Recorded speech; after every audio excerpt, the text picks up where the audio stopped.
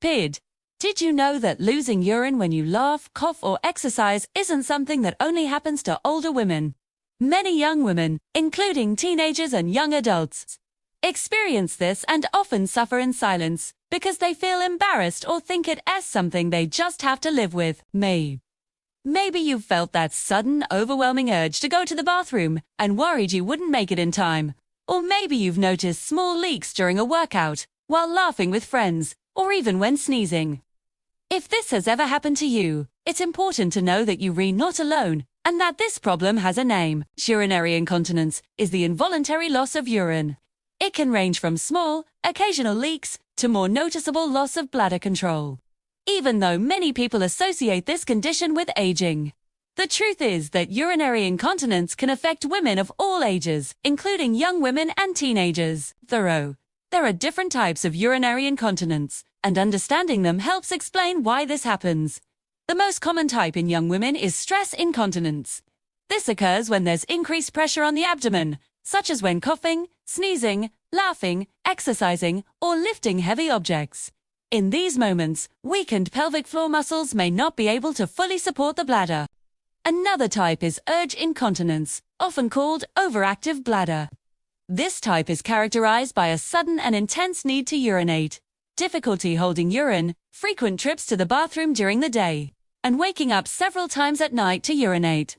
Some women experience a mix of both types, known as mixed incontinence. So, why does this happen in young women? There are several possible causes. Pregnancy and childbirth are common factors, as the weight of the baby and the strain of delivery can weaken the pelvic floor muscles.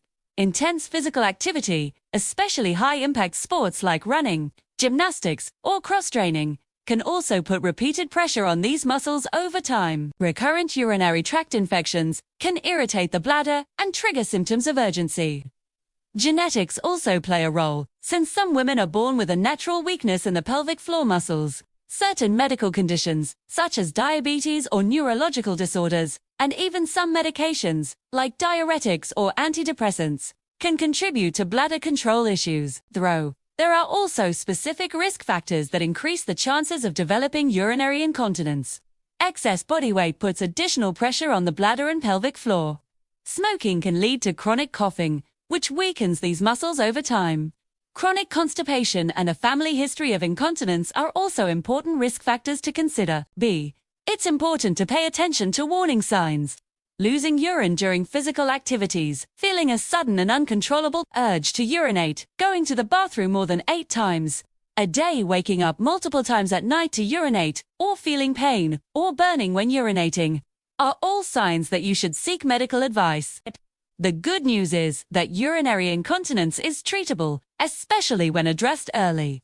Diagnosis usually involves a medical evaluation, discussion of symptoms, and sometimes simple tests like a urine exam or pelvic ultrasound. In many cases, the first line of treatment is conservative and non-invasive. Pelvic floor exercises, often called Kegel exercises, are one of the most effective treatments. They help strengthen the muscles responsible for bladder control. Pelvic physiotherapy with a trained specialist can also make a huge difference by teaching proper techniques and improving muscle coordination. Lifestyle changes are another key part of treatment. Maintaining a healthy weight, avoiding bladder irritants like excessive caffeine and alcohol, quitting smoking, and establishing regular bathroom habits can significantly reduce symptoms. Bladder training techniques can help increase the time between bathroom visits and improve control. In more specific cases, medical devices, medications, or other therapies may be recommended by a healthcare professional. The most important thing is understanding that help is available and that no one should feel ashamed about seeking it. Urinary incontinence can impact self-esteem, social life, intimate relationships, physical activity, and even sleep quality, but it doesn't have to control your life.